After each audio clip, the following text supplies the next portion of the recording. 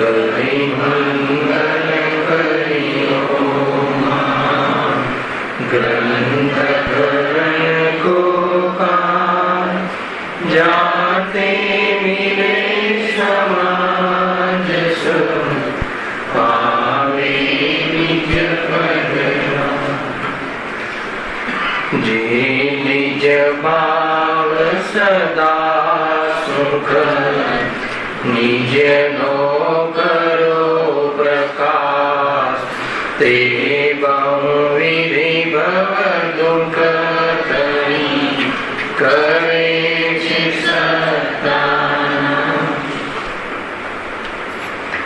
आत्म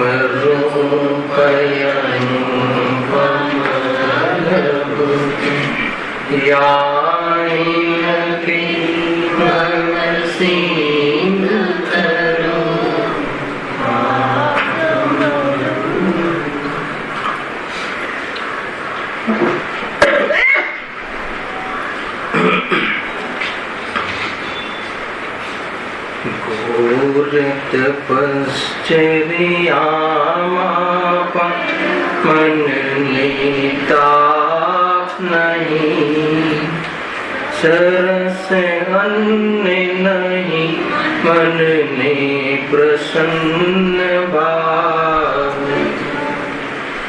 रज कण के रीति वे मानिक देवनी सर्वे माना पुद्गल एक स्वभाव पूर्ण अवसर एवो प्यारे શું કહ્યું? રજકણ કે રિદ્ધિ વૈમાનિક દેવની સર્વે માન્યા પુદ્ગલ એક સ્વભાવ જો કેમ લીધું આપણે પકડ કેમ ચાલે છે પેજ કાળો જોઈને અનુસંધાન કરી મોક્ષમાર્ગ પ્રકાશકમાં પેજ નંબર 63 તો એ દુઃખ દૂર થવાનો સાચો ઉપાય શું છે? ગઈકાલે આની વિશેષ ચર્ચા નાટક સમિસારના માધ્યમથી કરી કે ગોત્ર કર્મના ઉદયમાં આજીવ એમ માને છે. શું માને છે? જો ઊંચા અને નીચા કુળ વડે પોતાને ઊંચો નીચો માનવો એ ભ્રમ છે. ઊંચા કુળમાં જન્મે તો પોતાને ઊંચા કુળ વાળો માને છે, નીચા કુળમાં જન્મે તો પોતાને નીચા કુળ વાળો માને છે.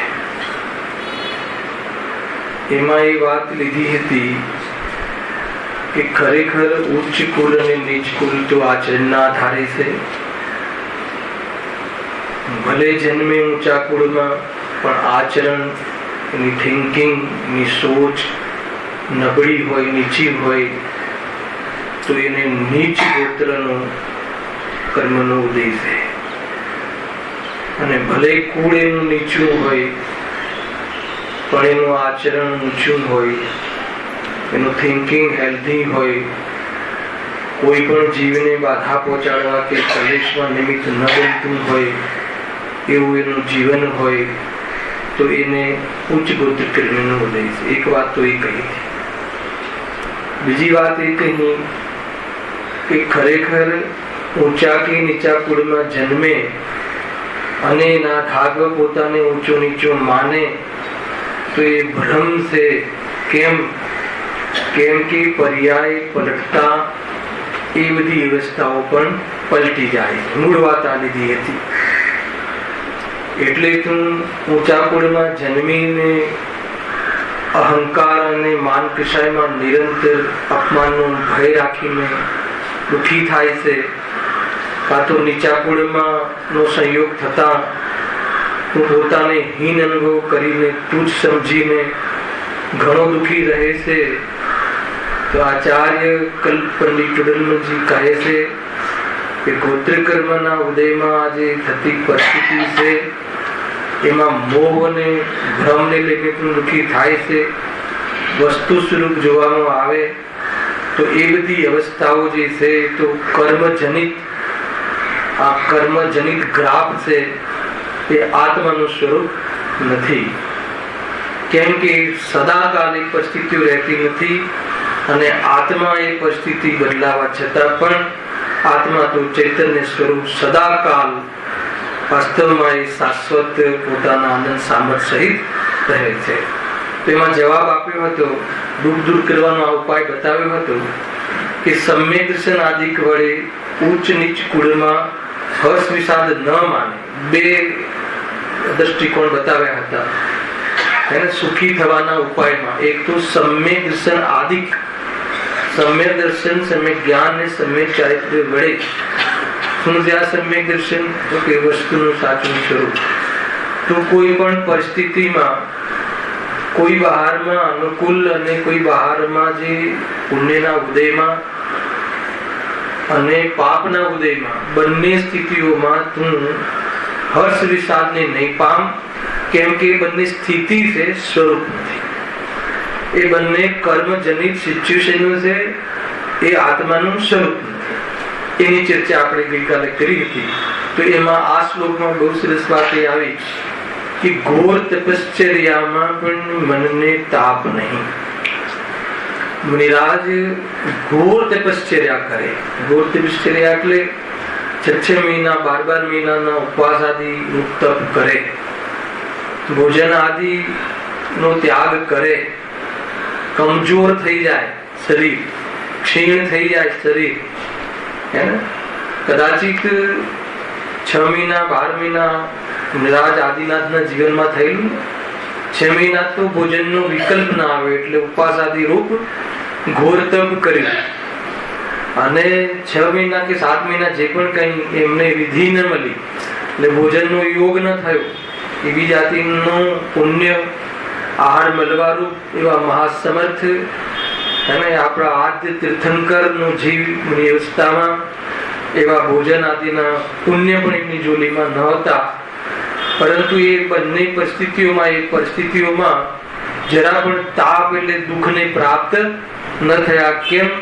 કેમ કે એમને ત્યાં મોહ નતો, અર્થાત ભોજનમાં સુખ છે એવી માન્યતા એમની તૂટી ગઈ હતી.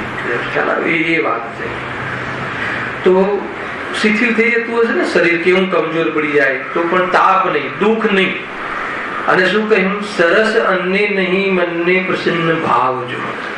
નીરસ ભોજન કરવા વાળા મહામુનિરાજ એમનો આહાર કદાચિત કોઈ ચક્રવર્તી કે મોટા રાજા મહારાજાઓને ત્યાં થાય તો આમ પ્રસન્ન થતા હશે કે નહીં થતા હોય કે આજે તો ચક્રવર્તીના ઘરે ભોજન છે, તો કે રંચ માત્ર પણ નહીં. કેમ કે ભોજનમાં સુખ છે નહીં. તો બંને પરિસ્થિતિ, ભોજન મળવાની પરિસ્થિતિ એ પુણ્યનો ઉદય, ન મળવાની પરિસ્થિતિ એ પાપનો ઉદય. અને બંને ઉદયમાં જે પણ કોઈ પરિસ્થિતિ થાય છે, અર્થાત કે તપાદી કરે છે, ત્યારે પણ એ દુઃખને પ્રાપ્ત થતા નથી. કેમ કે બંને પરિસ્થિતિઓમાં ઉપેક્ષિત રહે છે. એ પોતાના આત્મ સ્વરૂપ આ બંને પરિસ્થિતિઓથી આત્મા ભિન્ન છે. આજે પણ આવ્યું એનાથી આત્મા અર્થાત હું ભિન્ન છું. એ બધા તો કર્મના ખેલ છે. કર્મ દ્વારા એવી જાતિની બહારમાં પરિસ્થિતિઓ થાય છે, એનાથી જ્ઞાની ધર્માત્માઓ જરા પણ પ્રભાવિત ન થતા, આકુરતા વ્યાકુરતાને પ્રાપ્ત થતા નથી. એના પછી ઓર બહુ સુંદર ઉદાહરણ આપ્યું કે રજકણ કે રિદ્ધિ વૈમાનિક દેવની એક મલિન પરમાણુ, રજકણ પણ પાછું મલિન એટમ પરમાણુ, ત્યાંથી લઈને રિદ્ધિ વૈમાનિક દેવની, ત્યાંથી લઈને પુણ્યના ઉદયમાં પ્રાપ્ત થવા વાળી એવી રિદ્ધિઓ, વિમાન. કયા વિમાન છે આ? સૂર્ય છે, ચંદ્ર છે, કે જે એવા વિમાન છે જે એવા પુણ્યના ઉદયથી એવા કળને પ્રાપ્ત થયા વાળી પરિસ્થિતિને દેવો પ્રાપ્ત થયા હોય છે. અથવા એવા વિમાન આદિ એવી ચીજો છે કે જેને લઈને કર્મભૂમિના લોકો નું સ્વાસ્થ્યમાં નિમિત્ત બનતું હોય છે. સૂર્યનો તાપ, સૂર્યની ગરમી કહો, એનું તેજ કહો, એવા અહીંયા ભૂમિ પર જીવતા જીવો એમના 10 પ્રાણ રૂપ જીવનમાં નિમિત્ત બનતું હોય છે. તો એવા પરમાણુઓને પ્રાપ્ત જે પદાર્થો આવે તો બંને પદાર્થોમાં એમને કોઈ તફાવત લાગતો નથી, કેમ કે બંને પૂતગલના આકાર છે અને એને તેનાથી આત્માને કોઈ લાભ નથી. રંજ માત્ર પ્રભાવિત થતા નથી. બહુ મોટી વાત છે આ. ચાલો આપણે થોડીક ચીજોમાં બહારના એ જડવેગોમાં થોડીક સામગ્રી વધી જાય કે અનુકૂળ મળી જાય તો પ્રભાવિત થઈ જઈએ છીએ. 2-5 કરોડ મળી જાય કે બહારમાં યશ પ્રકૃતિનો ઉદય આવે, 4 જણ પૂછે તો આપણે શું થઈ જઈએ છીએ? તો કહે છે કે એમાં એ બહારના સંયોગમાં એની સાથે કરી લીધું હતું એ વખતે એની સાથે વિયોગનો નિવાસ છે. એટલે તને હર સમયે પોઝિશન જે રહે છે એ પોઝિશન શું થશે? જતી રહેવાનો નિરંતર ભય રહે છે.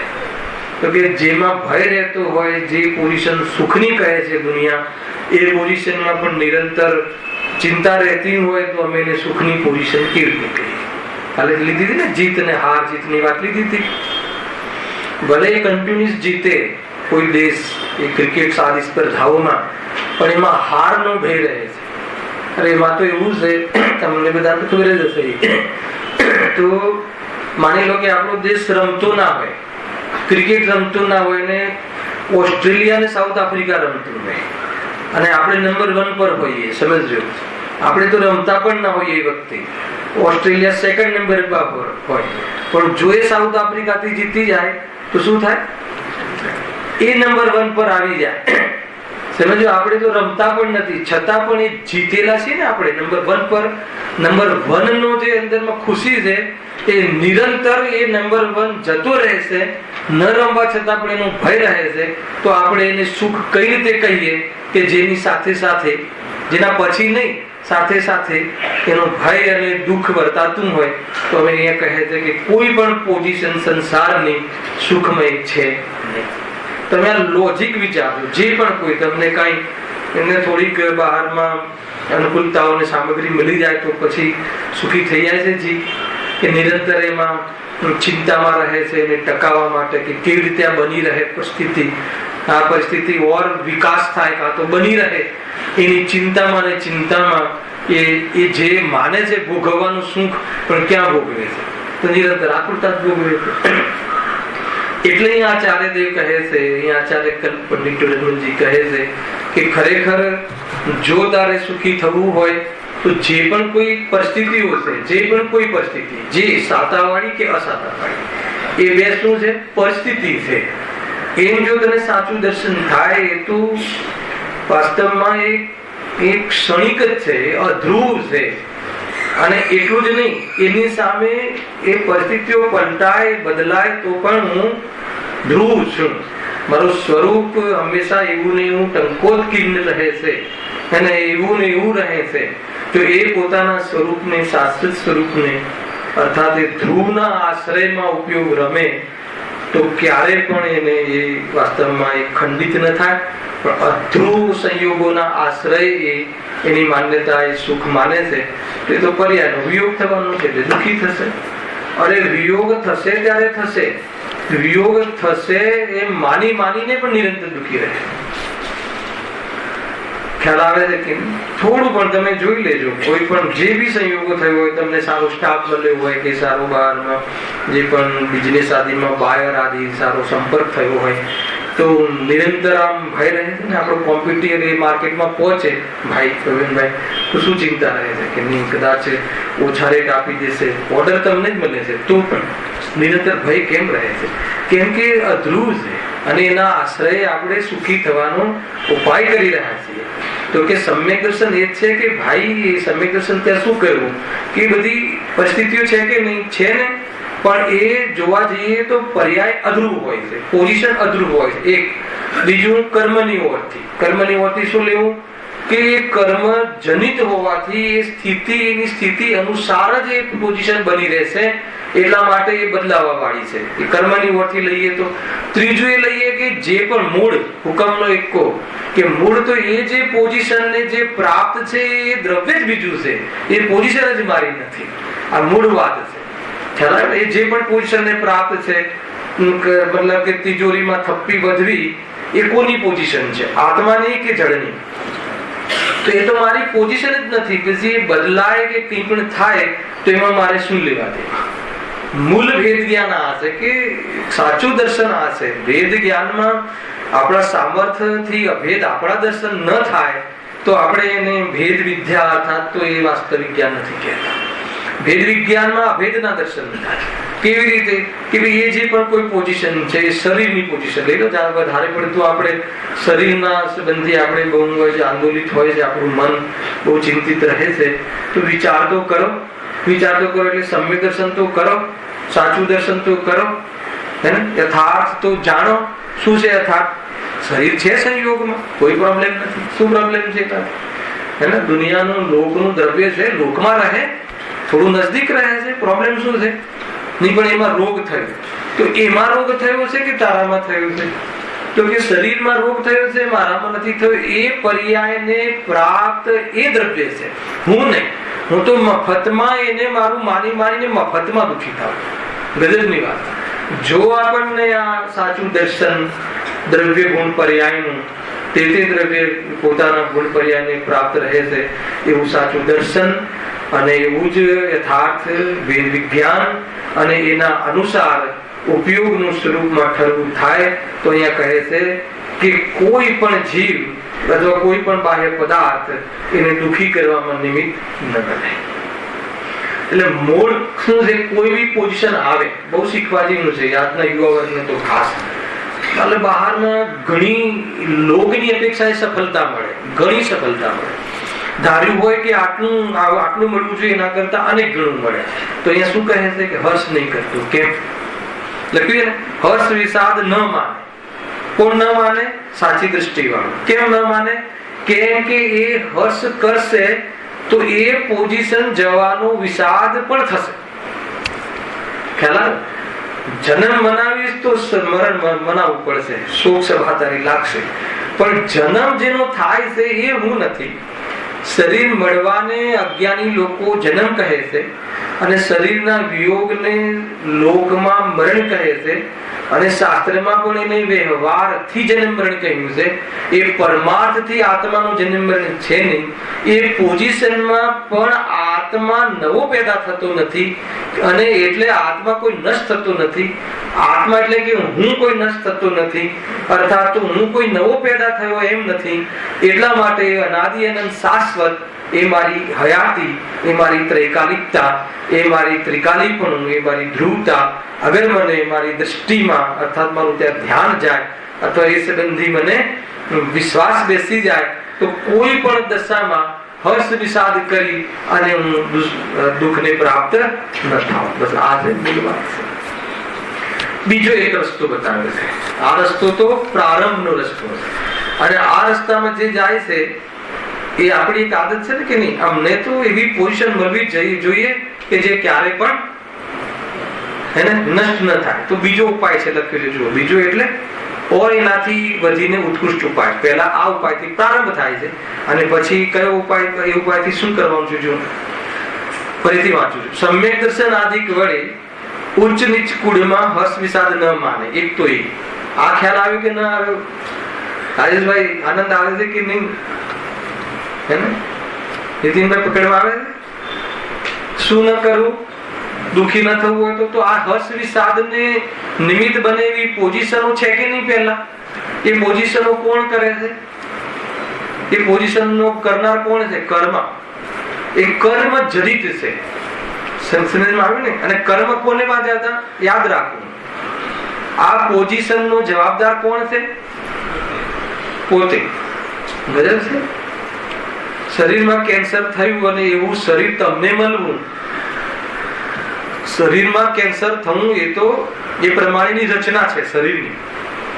પણ એવા શરીરનો આપણને યોગ થવો એનો કોન્ટ્રાક્ટ કોને નક્કી કરે? તો આપણે પૂર્વમાં જે પણ આ મા બાપ મળવા, પત્ની મળવી, ભલે તમે એને ચોઈસ કરીને એન્ગેજમેન્ટ કર્યા હોય તો પણ વર્તમાનમાં ભલે તમે ચોઈસ કરી હોય, પરંતુ એ કહે નહીં એ પૂર્વમાં કોન્ટ્રાક્ટ કર્યો એ જ આવ્યું છે, નથી આવ્યું.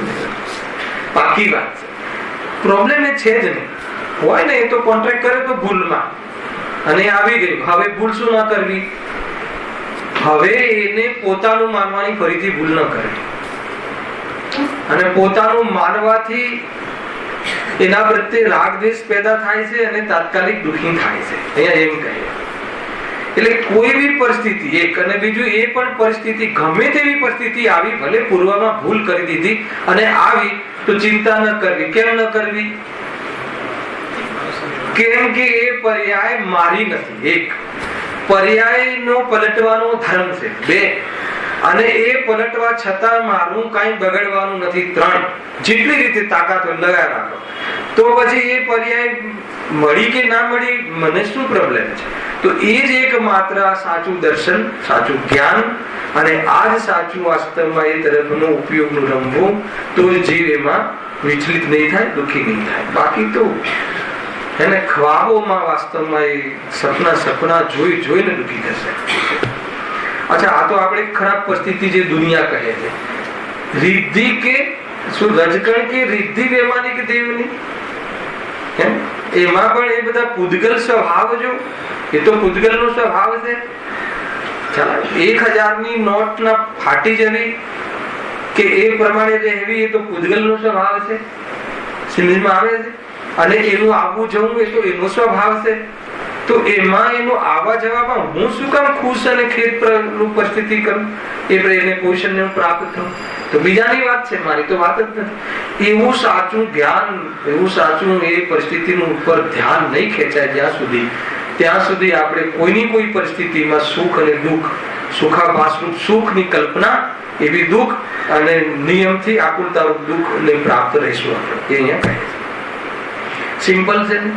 પણ આપણે એવું કહીએ, આપણે જ્ઞાનીઓને, સર્વે ભગવાનને કહીએ કે અમને એવી કોઈ પોઝિશન ના મળી જાય કે જે ક્યારે ના જાય. આ તો કે છે પોઝિશન કઈ જો લખ્યું છે. અને બધા કરતા પણ હે ને, અને ખરેખર તમારે એવો પુરુષાર્થ કરવો હોય કે આપણે એવી પોઝિશનને પ્રાપ્ત થઈ જવું હોય, એવા પદ ઉપર બેસી જવું હોય કે જે પદ છીનવાય ના જાય, હે ને, જે મતલબ કે જેની કોઈ બહુમતીથી પદ મળે એ નહીં, પોતાના સ્વમતથી પદ મળે એ પદ જ આપણું કાયમી છે. તો કયું છે એ પદ? આગળ લખ્યું છે. એવી એક પોઝિશન અરિહત દશા પણ પલટાઈ જાય છે. એનો અભાવ થઈને અંતમાં કઈ અવસ્થા આવે છે? સિદ્ધ અવસ્થા લખ્યું છે. એ બધા કરતા પણ જેનો ફરી પલટો ન થાય એવા સર્વથી શ્રેષ્ઠ સિદ્ધ પદને પ્રાપ્ત કરે છે. બસ એક જ વાત.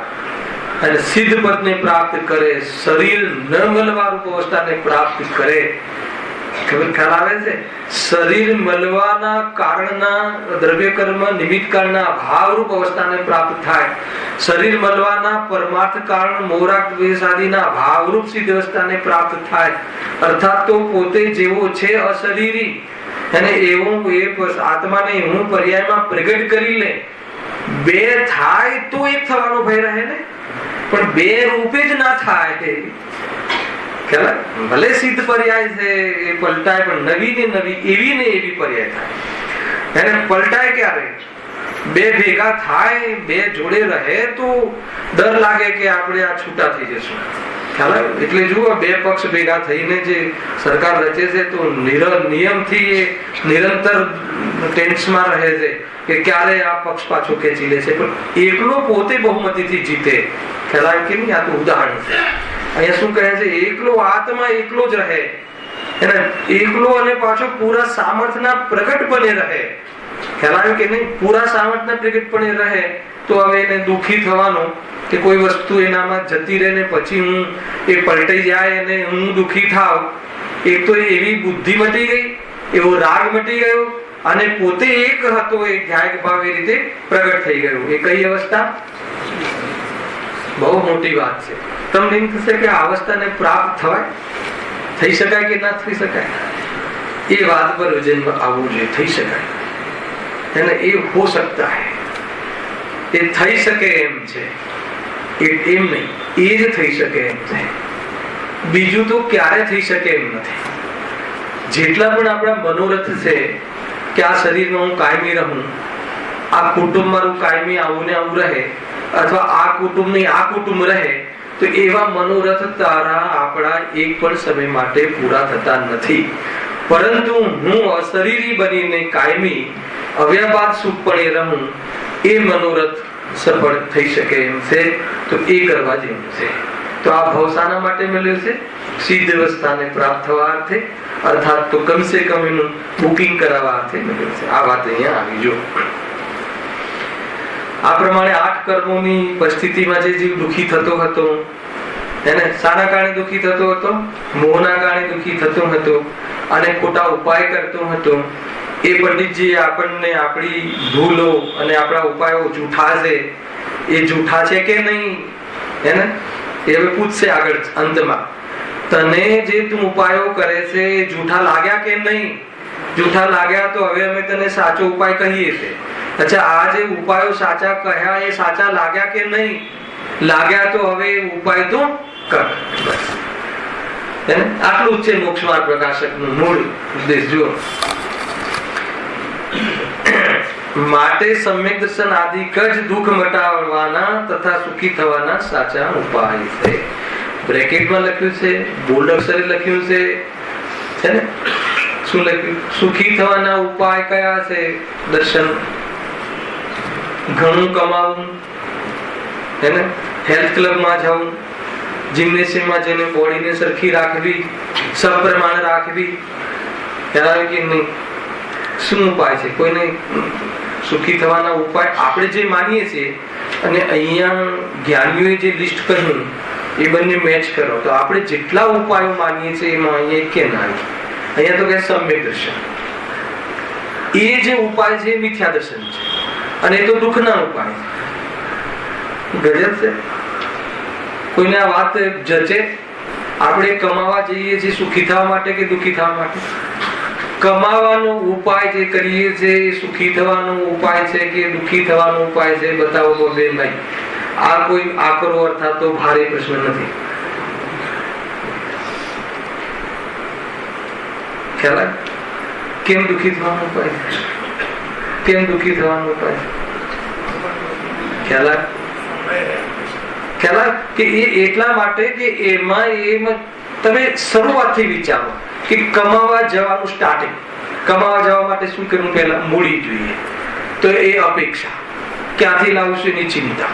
મળી ગઈ તો હવે ક્યાં લગાવી એની ચિંતા. એક એક તમે મને કહો, તમે બિઝનેસની આખી તમે જે સુખી, આપણે બધા સુખી થવા માટે જે એક એક પોઈન્ટમાં દુઃખ, એક એક પોઈન્ટમાં આદિ મધ્ય અંત, શરૂઆત કરીએ, મધ્યમાં અને એનો અંત, એન્ડ, ત્રણેયમાં એકલું દુઃખ અને આકુરતા ના હોય તો બધા છતાં આપણે એમાં સુખનો ઉપાય માનીને બિંદાસ બરાબર એમાં રચ્યા બચ્યા રહીને કરીએ છીએ. એટલા માટે ગુરુદેવશ્રી કહે છે કે તે તારી બુદ્ધિનું દેવાળું કાઢ્યું છે, આપણને બરાબર ઠપકારે. બધા સમીરભાઈ, ખોટી વાત છે? બિઝનેસ કરવામાં આપણને એમ લાગે કે સુખ મળે છે તો કરો, સ્ટાર્ટ કરો. અત્યારે વિચારમાં જ્ઞાન, એના માટે મૂડી લાવવી પડશે. ઠીક છે, મૂડી ઘરની છે, કોઈ વાંધો નહીં, તો ઓર ચિંતા. કેમ? બીજાની હોય તો જાય તો ચિંતા નહીં. અરે આજે તારી મૂડી છે ને એ બીજાની માની લે. લોજિક તો એ જ છે. બીજાની જાય મૂડી તો ક્યારે ચિંતા ના થાય. તો કે જેટલી પણ તારી મૂડી છે ને એ બીજાની છે એ માની લે તો ચિંતા નથી જાય. લોજિક તો એ જ છે.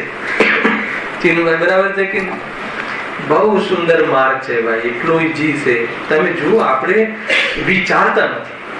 આપણે સુખી તો થવું છે અને સુખી થવા માટે આપણે ઝુકાવી પણ છે, પણ એમાં સુખી થવાશે કે નહીં, એ ઉપાય સુખી થવાનો સાચો છે કે નહીં, એનો એકવાર પણ વિચાર નથી કરતા. બસ આ ભૂલ પડી.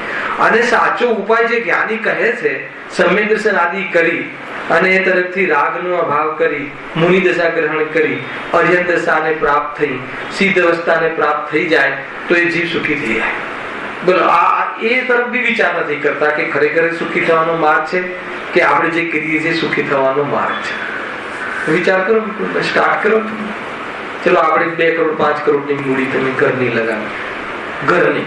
પેલી તો બહારની લાવીએ તો ચિંતા થાય કે ભાઈ ઇન્ટરેસ્ટ ચૂકવવાનું છે. તો આ 5 કરોડ પોતાના ઘરની લગાવી તો ચિંતા નથી ના થતી હોય તો કહેજો, શાસ્ત્ર અહીંયા બિરાજમાન છે. અને પછી ચલો એ તમે એકદમ સેફ ગેમ રમી રહ્યા છો, માની લો તો પછી હવે ઓર્ડર મળવા જોઈએ એની ચિંતા, ઓર્ડર મળ્યા પછી એને પૂરા થવાની ચિંતા, પૂરા થયા પછી બીજો મળવો એની ચિંતા. અને એક વાર તો એનો થંભાવ તો બતાવો કે ક્યાંય થંભાવ છે કે નહીં. તો કોઈ માર્ગ બીજો હશે એટલું તો ક્લિક થવું જોઈએ ને ભાઈ. આપણે જે કરી રહ્યા છીએ એમાં જો આકુલતા છે અને એમ નહીં કાગતાલીને બહુ ચાલ્યું અહીંયા. હવે જીતુભાઈ બહુ ચાલ્યું, ખ્યાલ આવે કે નહીં કે કદાચિત એની ઈચ્છા અનુસાર બહારમાં બધી પરિસ્થિતિઓ બની પણ જાય. એની ઈચ્છા કરી એટલે નહીં, એવો પુણ્યના ઉદયમાં સર્વકે ભગવાને જોયેલું કે આ પૈસા અહીંયા આવવાના છે અને આની ઈચ્છા થવાની છે, બેનો મેળ પડી ગયો. તો બતાવો કે પછી આ નિરાકુળ થઈ જાય છે? નથી થતો. એટલા માટે કહે છે કે તું બહારની કોઈ બી પરિસ્થિતિને એચીવ કરવા માટેની અને આકુરતા મટાડવાની જે આકુરતા છે એ બધી જ આકુરતા તારે દૂર કરવી હોય તો એક જ ઉપાય છે. કયો?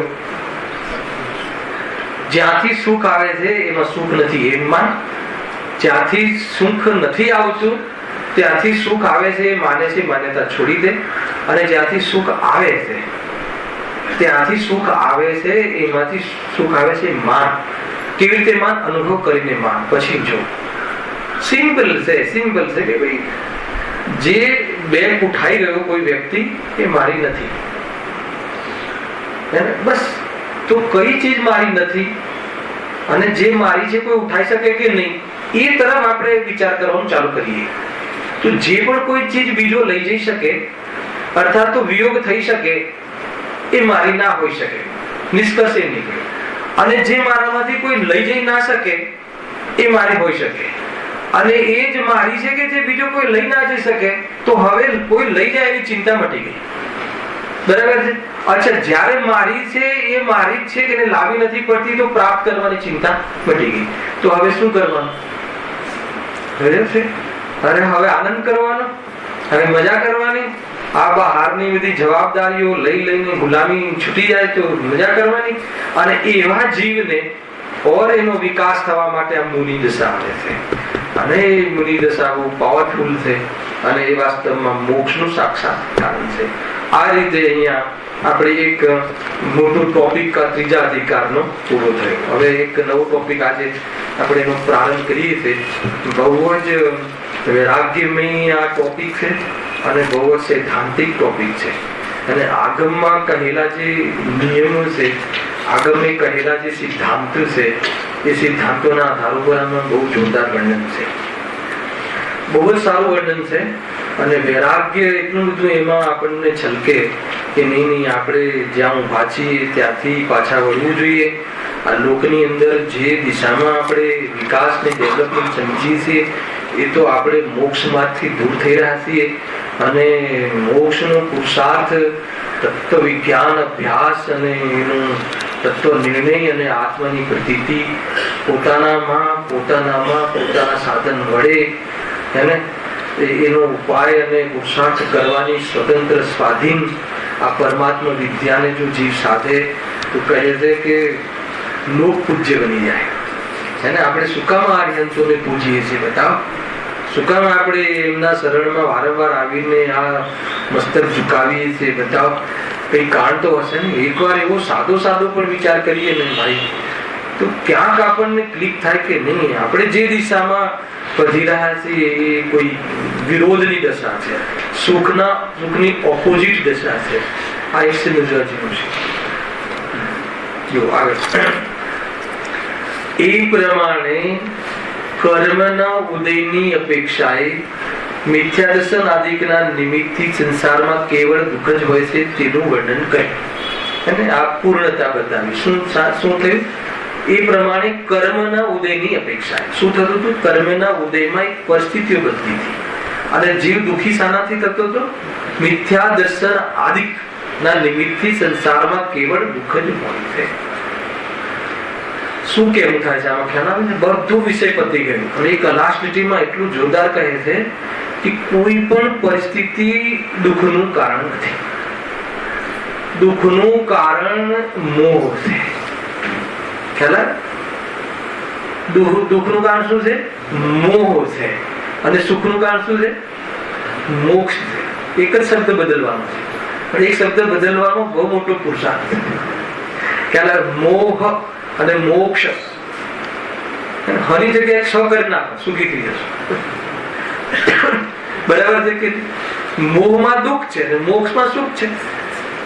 પરિસ્થિતિમાં, વિશ્વની કોઈ પોઝિશનમાં, બહારમાં, કોઈ પરદ્રવ્યમાં, કોઈ સ્થિતિમાં, કોઈ જગ્યાએ દુઃખ નથી, પરંતુ ત્યાં મોહ હોય, એનાથી એટેચમેન્ટ હોય, એનામાં કોઈ પ્રયોજન લાગે, એની સાથે કોઈ સંબંધ બાંધ્યો, હે, સંબંધ નથી પણ સંબંધ બાંધ્યો, તો કહે છે કે દુઃખી થવાનો પ્રસંગ ઉભો થયો. બસ કેમ ઉભો થયો? સંબંધ છે નહીં અને પ્રકૃતિની વિરુદ્ધ આપણે સંબંધ બાંધ્યો. ક્યાં બાંધ્યો? માન્યતામાં. બહાર તો સંબંધ થતો જ નથી. કોઈ પદાર્થ સાથે કોઈ પદાર્થનો સંબંધ ન થાય એ સૃષ્ટિનું એ વાસ્તવિક સ્વરૂપ છે. ખ્યાલ આવ્યો? કોઈ પણ ક્યારે પણ ન થાય, પરંતુ આપણી માન્યતામાં આપણને રિલેશન લાગ્યો, તો એ રિલેશન શું છે? ખ્યાલ આવ્યો કે એ રિલેશન જ સંસાર છે. એમ કહેજો. દુઃખનું વર્ણન કર્યું. હવે ઓર દુઃખના વર્ણનની વાત છે. ગજબ છે. પેલા કર્મની અપેક્ષા, હવે પર્યાયની અપેક્ષા. શું છે આ પર્યાયની અપેક્ષા? એ દુઃખ. જો કર્મની ઓરથી જે પોઝિશન થાય એ બી તો પર્યાય છે.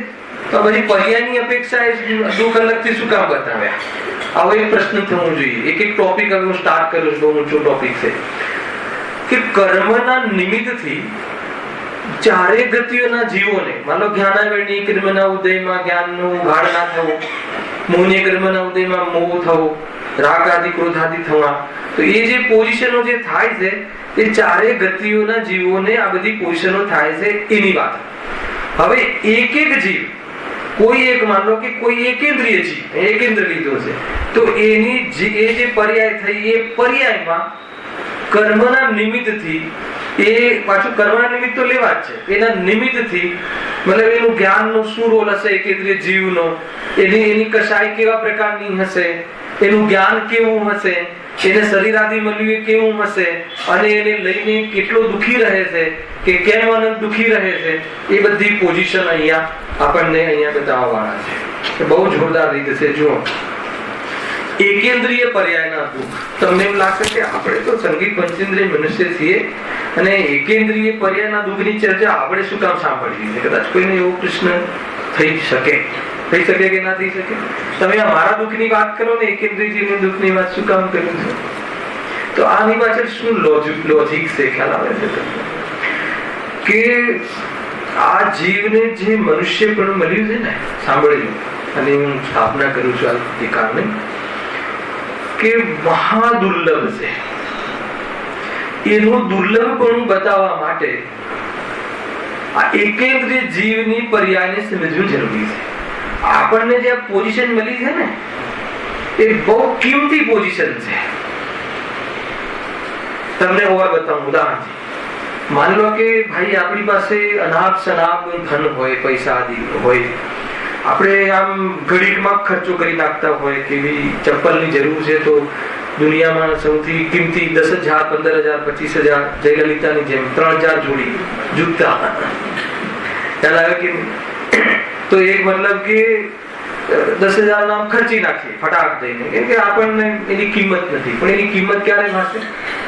કોઈ એવા વ્યક્તિ કે જે આપણી ત્યાં મજૂર છે, કે આપણે ત્યાં કોઈ સ્ટાફ છે કે જે 12 કલાક કામ કરે ત્યારે એના બધા ઘરના બિલ ચૂકવાય.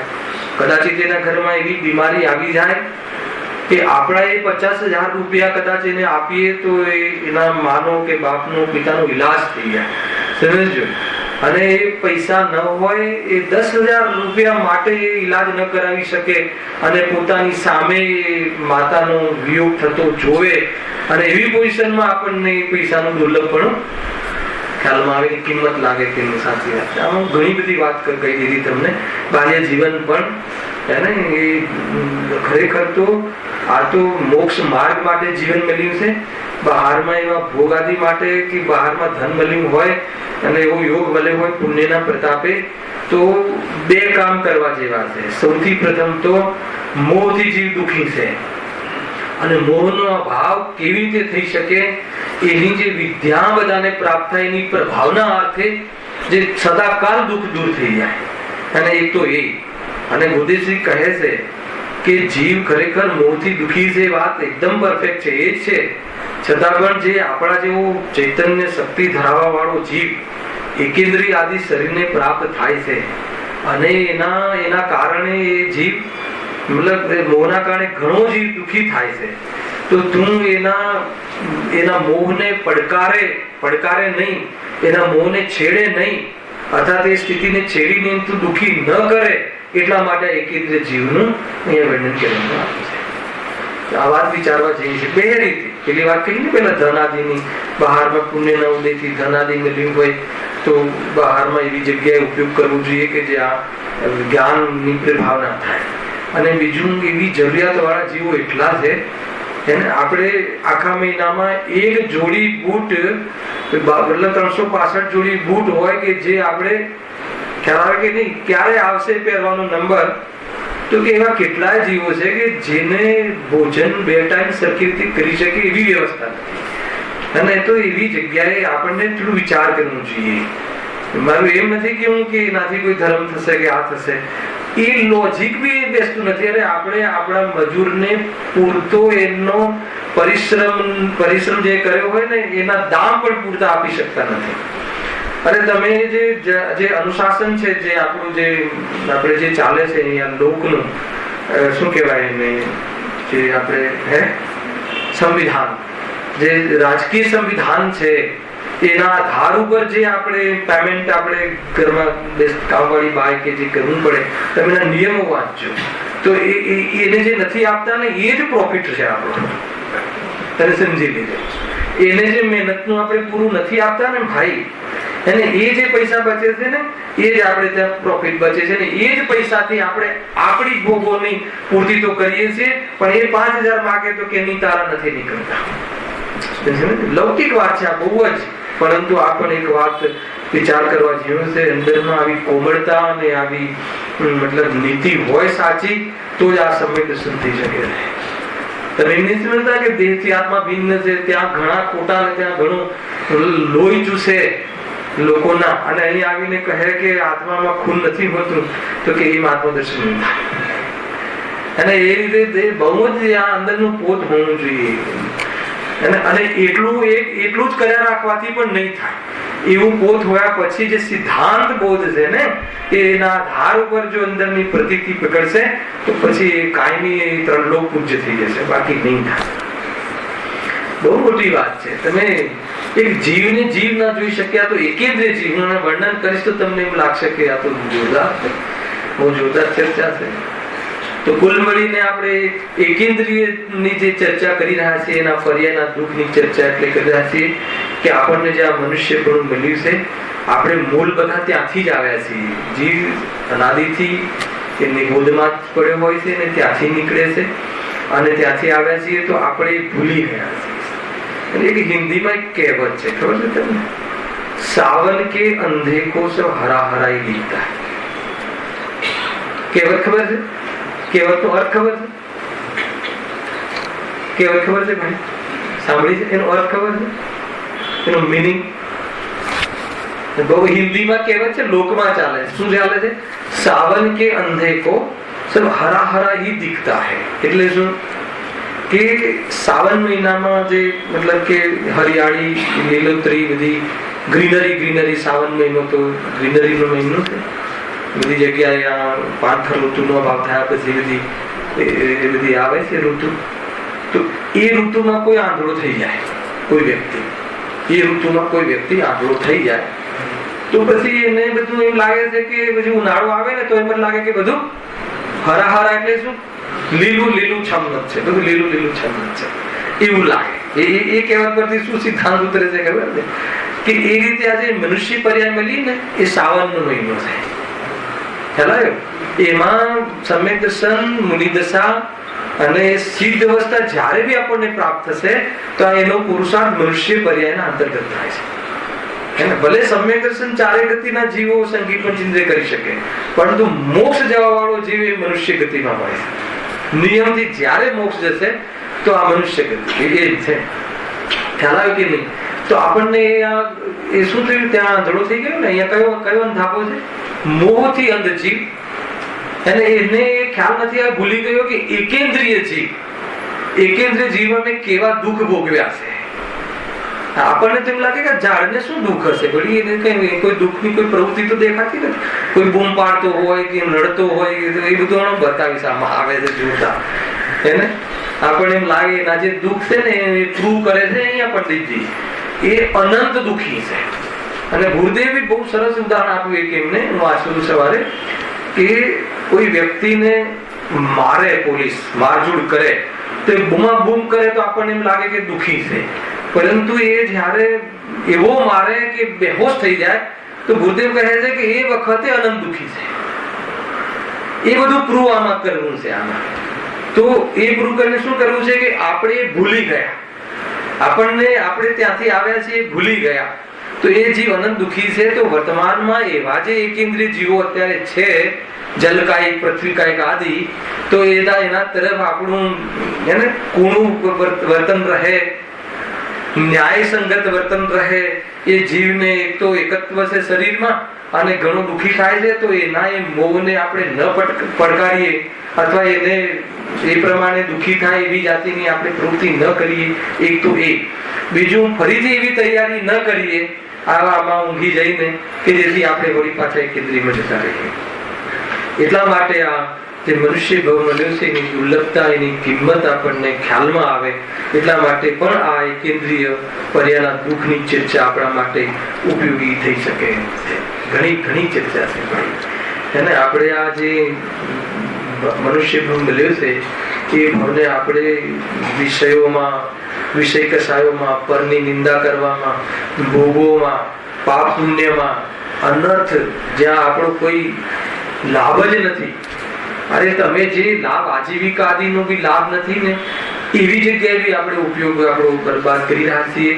તો કહે છે જ્ઞાન તું એટલું બરબાદ કરે છે કે તને એવો ભાવ પ્રાપ્ત થશે. કેવો પ્રાપ્ત થશે કે કોઈ જીવ માનવા તૈયાર નહીં થાય. અને એ ચટ્ટાનો પર એવા પથ્થરના એવા ઘન મારશે કે એવા એકેન્દ્રિય જીવ છે. આમાં તો જીવ હતો, પથ્થરમાં વળી જીવ હોય કે એ રીતે તું પોતાને જીવ નહીં માને તો દુનિયા તને જીવ નહીં માને. એવી જગ્યાએ અજ્ઞાની જીવ નહીં માને એવી જગ્યાએ પેદા થઈ જઈશ. એમ અહીંયા કહે છે. એટલા માટે આ બહુ એક સરસ કાવ્ય પણ છે ને, બહુ પુણ્ય કેરા પુણ્યથી, બહુ પુણ્ય કેરા પુણ્યથી શુભ દેહ માનવનો મળ્યો. શું કહે? પુણ્ય કેરા પુંજથી, આ માનવના દેહને શુભ કહે. અને આમ કહે છે કે આ તો અશુદ્ધ છે, અસુચિ છે. અસુચિ આનો ધર્મ છે. શું છે બંનેના વિરોધાભાસ કેમ આવે? અરે આ દેહ તો અસુચિ છે, પણ મનુષ્ય દેહ મળવો એટલે શું? નીતિનભાઈ, જયારે આ વાત આવે ત્યારે તમને પ્રશ્ન પૂછું, યાદ આવે? 5 ઇન્દ્રિય ને મન, એને આ મનુષ્ય પર્યાય એટલે શું? એકેન્દ્રિય પર્યાય એટલે શું? ઝાડની પર્યાય એટલે શું? કે એકેન્દ્રિય અર્થાત તો એને એક ઇન્દ્રિય જેટલો જ જ્ઞાનનો ઉઘાડ છે એનું નામ એકેન્દ્રિય જીવ. જેની પાસે એક જ ઇન્સ્ટ્રુમેન્ટ છે, ખાલી સ્પર્શન ઇન્દ્રિય, કે ઠંડા ગરમનો જ બોધ થાય અને એટલો જ જ્ઞાનનો ક્ષમક્ષમ થઈ શકે એવી જાતિની એને વ્યવસ્થા, એવી જાતિની એની સ્થિતિ, એનું નામ એકેન્દ્રિય. યાદ આવે? અને મનુષ્ય એટલે શું? 5 ઇન્દ્રિય અને મન.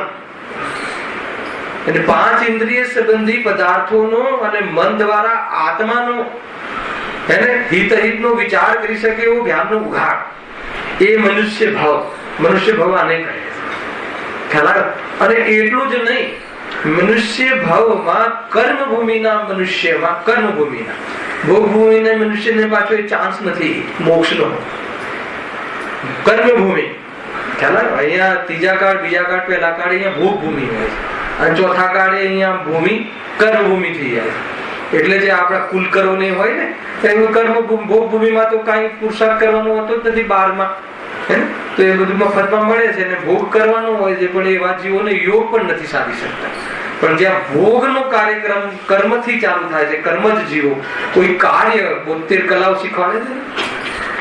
એ જીવ એનાથી વિરક્ત થઈ અને યોગી બની અને મોક્ષે જઈ શકે. મને ઘણી વાર વિચાર આવે કે જેને જ્યાં ખાંસી નથી, જ્યાં એવા દેવોના શરીર, વૈકૃતિક શરીર, અને જ્યાં ભોજન બી નથી કરવી પડતું, લાખો વર્ષ સુધી વિકલ્પ આવે ને કંઠમાંથી અમૃત જરે, તો એમને તો કેટલા ઉપવાસ થઈ ગયા. તો ત્યાં તપનો ચાન્સ નથી. અને અહીંયા એક તો સડી જાય શરીર, ગળી જાય, રોજ કાંઈ નું કાંઈ. કાલે એક નાટક સમિસાર હતું ને, એ ચાલતું તેમાં બહુ જોરદાર બહુ ઉપમાઓ આપી હતી, જોરદાર અંતિમ પેરેગ્રાફમાં હતું ભાઈ. એને તું જેને ચંદ્રમા જેવું મુખ કહે છે, કે જે મુખમાં ખાંસી અને કફ છે, એ મુખને તું શું કહે છે? ચંદ્રમાની ઉપમા આપે છે કે શરમ નથી આવતી એવું લખેલું. જ્ઞાનીની કલ્પના વાંચજો તમે, જ્ઞાની ક્યાંથી કહે? આપણે કહીએ ચંદ્રમા જેવું મુખ છે. અરે એ મુખની અંદર જો શું છે ખ્યાલ આવે કે ખરેખર આપણે સંયમ પ્રાપ્ત કરવા માટે આચાર્યો આવી રીતે શરીરનું વર્ણન કરે છે. તને બહારથી એની ચામડી તેજવાળી અને એકદમ બરાબર કઠોર એકદમ એવી દેખાય છે, પણ કોઈ વાર જ્ઞાન તો એ ચામડીની પાછળ જઈને પણ જોઈ શકે છે. જ્ઞાનમાં એ તાકાત છે, ચામડી રહિત એકવાર તું શરીરની કલ્પના કર તો તને એને ભોગવવાનો ભાવ જે છે ને, એમાંથી સુખ આવશે. તારી જે કલ્પના છે ને એ તૂટી જશે.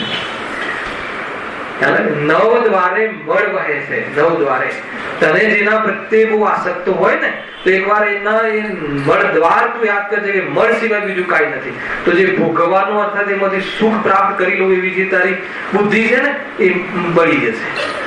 એટલે તમે જે બ્રહ્મચર્ય વ્રતના ચર્ચામાં જે ચર્ચાઓ આવે છે, આપણને એમ લાગે કે આચાર્ય કેટલા પ્રકારે આ જીવને સમજાવે છે, કે જેથી કરીને એમાં બુદ્ધિ છોડે કે હું જ્યાં અને ખરેખર એમાં આસક્ત થઈને જીવ આ પોતાના આત્મા સાથે અન્યાય કરીને સાચા સુખને છોડી દે.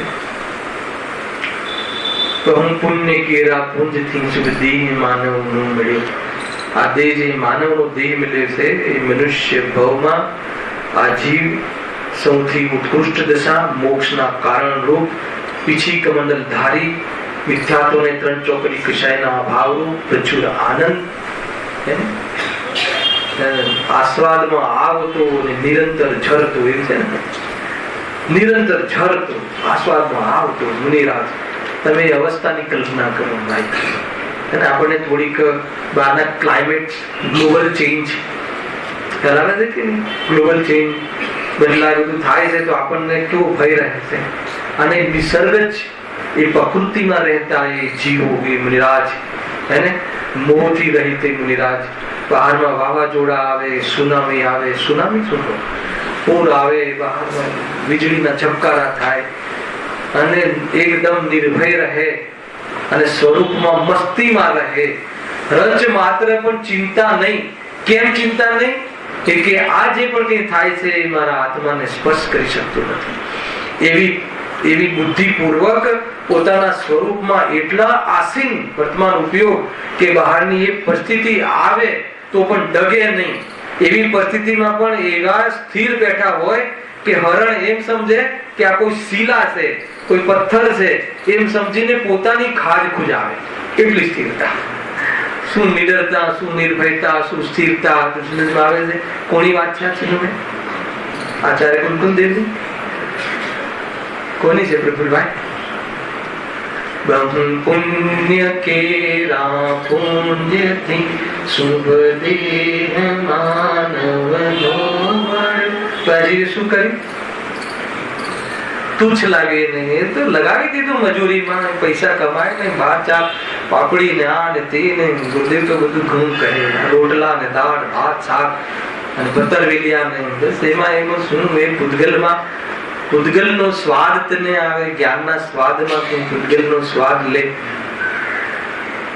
જે બુદ્ધિસ્ટથી જે વચન કહ્યા છે ને, એ રમતા રમતા કહ્યા છે ને, એને તમે સામાન્ય નહીં લેતા.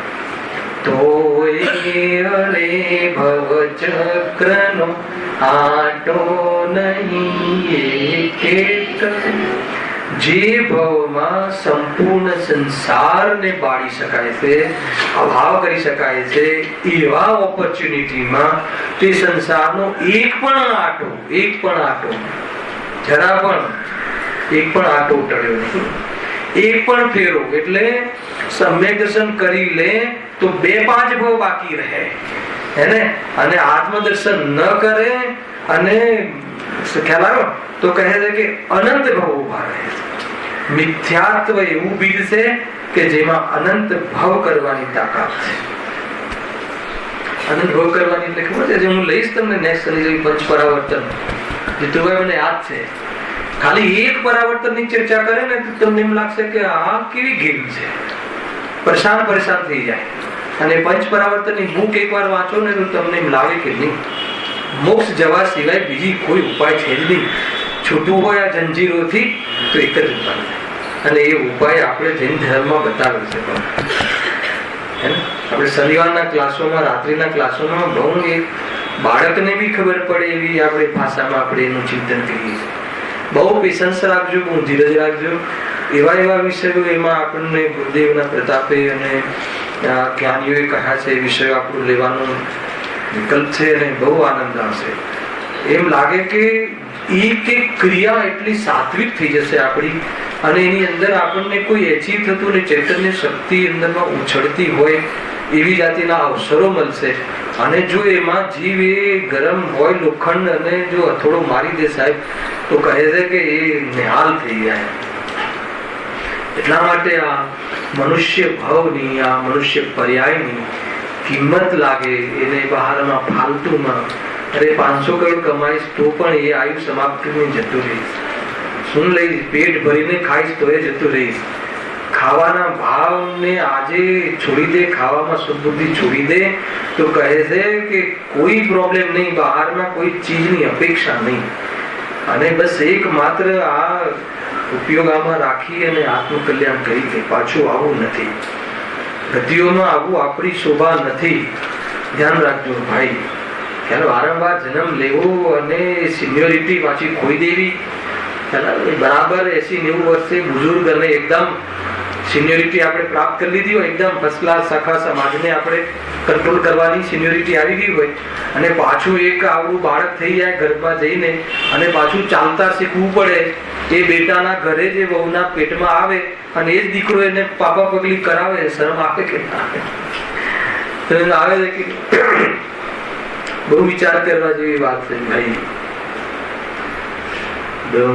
પુણ્ય કેરા પુંજથી શુંભ દેહ માનવનો મળ્યો તો એ અરે ભવ ચક્રનો આટો નહીં એકે ટળે.